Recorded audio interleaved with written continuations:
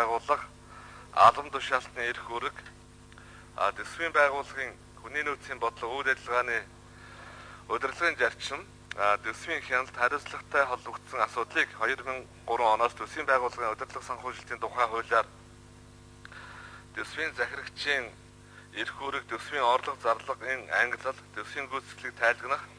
төсвийн бүртгэлтэй холбогдсон харилцааг 2002 оноос Монгол Улсын нэгдсэн төсвийн тухай хуулиар тус зохицуулж ирсэн байна.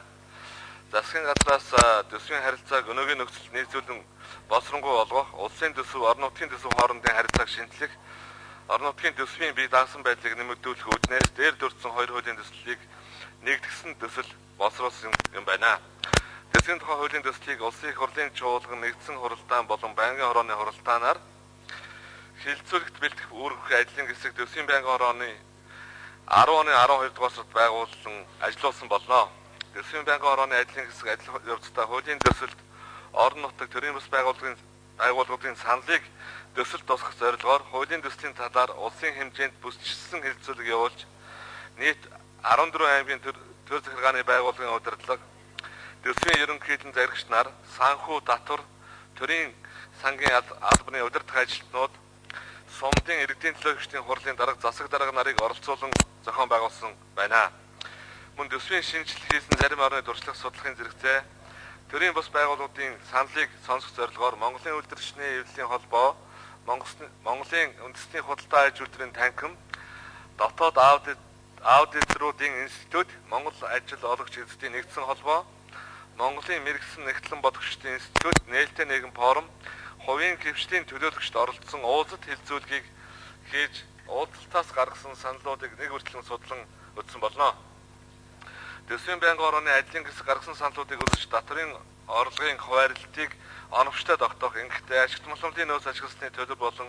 ашигт малтмалын хайгуул, ашиглалтын зөвшөөрлийн хураамжийн тодорхой хэсгийг орон нутгийн төсвөөр төлрүүлж байгаа одоогийн хэлбэрийг хадгалах, үлдээх, аж ахуй нэгж байгууллагын орлогын татврын тухай тодорхой хэсгийг орон нутагт үлдээх, агаарын бохирдол болон ус ашигласны төлбөрийг зохицолтны төсөвт нь оновчтой хуваарлах, орон нутгийн төсвөөр хэрэгжүүлэгчийн хүрийг тодорхой зааглаж, тэдгээрийг хэрэгжүүлэлт хангалттай төсөв хуваарлдаг байх, төрийн сангийн тогтолцоог хөндөрлж хэрэглэлгүй үйлчлдэг болгох, хөрөнгө оруулалтын төлөвлөлтийг сайжруулж орон нутагт чиглэсэн хөрөнгө оруулалтын бодлогоо бие даан хэрэгжүүлдэг байх, хөгжлийн бодлогыг төсвийн бодлоготой нэгт уялдаатай болгох, төсвийн гүйцэтгэл тайлгналт аудитын хугацааг зохистой тогтоох чиглэлээр гарсан саналуудыг шинээр томьёолон хуулийн төсөлд тусгах санал бэлтгэн зарчмын зөрүүтэй саналын томьёолоор санал хураалгасан. Орон нутгийн төсвөөр хэрэгжүүлэгчийн үүргийг орон нутагт бие даан хэрэгжүүлэгчийн үүргийг тодорхой болгох, засгийн газрын төлөөлөн хэрэгжүүлэгчийн үүрэг байдлаар зааглах, аймаг, нийслэл, сум дүүрэг төсвөрөөр тодорхойлох, ашигт малтмалаа ашиглуулж байгаа орон нутагт хуваарлах, орлогын шилжүүлгийг бусад орон нутагт хуваарлах хэмжээнээс илүү тогтоох, төрийн сангийн нэгдсэн даанч тогтолцоо үйл ажиллагаа хуулийн төсөлд дэлгэрэнгүй байдлаар тусгах, эдийн засаг нийгмийг хөгжүүлэх үндсэн чиглэл, улсын хөрөнгө оруулалтын хөтөлбөрийн төлөвлөлтийн үйл явцыг тодорхой болгох, төсвийн гүйцэтгэлийн тайлан гаргах, түүнд аудитын хугацааны хүрээг зөв байдлаар тогтоох зэрэг санал байнгын хорооны гишүүдийн олонхын дэмжлэг авсан болно. Харьцангуй тогтвортой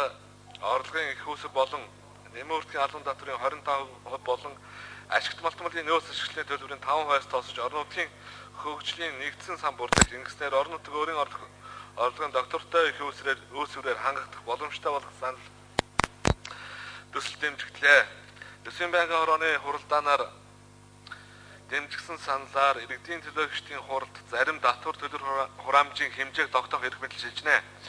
Хэрв орон нутагт өөрийн тогтоосон төлбөр хураамжийн хэмжээг бодитойгоор нэмэгдүүлэн тогтоож чадвал тухайн орон нутагт томьёогоор хуваарлагдах орлогын шилжүүлгийн хэмжээ мөн дагаж нэмэгдэх боломжтой болно. Ашигт малтмалын нөөц ашигласны төлбөрийг орон нутагт хуваарлахдаа олборлт хийгдсэн тухайн орон нутгийн нэг хүнд ногдох хэмжээг бусад орон нутгийн нэг хүнд ногдох хэмжээнээс 10 хүртэл хуваар нэмэгдүүлэн тогтоох, нийслэл хот хөгжлийн хэрэгцээндээ зориулж зээл авах үнд цаас гарах хэрэгтэй болно. Нийслэл хот хөгжлийн хэрэгцээндээ зориулж зээл авах үнд цаас гарах хэрэгтэй болно. Өөрөөсгөж хөрөнгөөр болох нөхцөл хязгаарлалтуудыг хуулиар тогтоож өгсөн болно. Орон нутгийн төсвийн эрх мэдэл хариуцлагын хувьд нийгмийн халамжийн үйлчилгээ, байгаль орчны хамгаалалт, хяналт, төдий аж ахуйн салбарын үйл ажиллагаа нь орон нутгийн бие даан хэрэгжүүлэх чиг өөрөгт нэмэгдэж тэдний суур төсвийн нэг хэсэг болно. Сургуулийн өмнөх болон ерөнхий боловсрол, анхан шатны эрүүл мэндийн үйлчилгээ, соёлын үйлчилгээ, нийтийн биеийн тамир, хүүхэд хамгааллын үйлчилгээнд зарцуулах хөрөнгийн төлөвлөлт, хуваарлалт, гүйцэтгэлийг орон нутагт хариуцна. Эдгээр зарлагын хариуцлагын чиг үүргийг нөхцөл заасан гэрээний дагуу бодлого хариуцсан салбарын яамдаас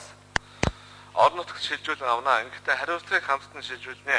Ингэснээр өмнө гарч байсан хөрөнгийн хууль бус зарцуулалт, шамшигтуулалт, үр ашиггүй зарцуул зэрэг сөрөг үр дагавар дахин гарахгүй нөхцөл бүрднэ. Орон нутгийн төсвийн захирагч өөрийн төсвийн гүйцэтгэлийг оюун хатан байдлаар хэрэгжүүлэх нөхцөл боломжийг хуулиар олох болно. Төрийн сангийн хяналтын дор өөрийн хөтөлбөр бол зарлалын зүйл хооронд зохицуулт хийх эрх мэдлийг олгоно. Төсөвтөө зохицуулт хийсэн бол тэр байдлаар тайлагнаж байх шаардлагыг тавихын сацуу хариуцлагыг мөн чангадах юм а. Төсвийн тухай хуулийг төслийг дагатлан өргөн мэдүүлсэн хуулийн төслүүд тогтоолын заалтыг хүчингүй болгох тухай улсын хурлын тогтоолын төслийн анхны хэлцүүлгийг хийж гарсан зарчмын зөрүүтэй саналуудаар санал хураалгаж шийдвэрлэлээ өглөө. Хуулийн төслийг дагаж өргөн мэдүүлэгдсэн төрийн болон орон нутгийн өмчийн тухай хуульд нэмэлт өөрчлөлт оруулах тухай, концессийн тухай хуульд нэмэлт өөрчлөлт оруулах тухай, төрийн албаны тухай хуульд нэмэлт өөрчлөлт оруулах тухай хуулийн төслүүдийн талаар байнгын хорооноос зарчмын зөрүүтэй санал гаргасан. Төсвийн тухай болон дагалдан өргөн мэдүүлэгдсэн хуулийн төслүүд тогтоолын заалтыг хүчингүй болгох тухай улсын хурлын тогтоолын төслийн анхны хэлэлцүүлгээр гаргасан зарчмын зөрүүтэй саналын томьёолыг та бүхэнд тараасан болно. Улсын хурлын эрхэм гишүүдээ төсвийн тухай болон дагалдан өргөн мэдүүлэгдсэн хуулийн төслүүд тогтоолын заалтыг хүчингүй болгох тухай улсын хурлын тогтоолын төслийн анхны хэлэлцүүлэг хийсэн талаарх төсвийн байнгын хорооноос гаргасан санал дүгнэлтийг хэлэлцэн шийдвэрлэж өгөхийг та бүхнээс хүсье. Анхаарал тавьсанд баярлалаа.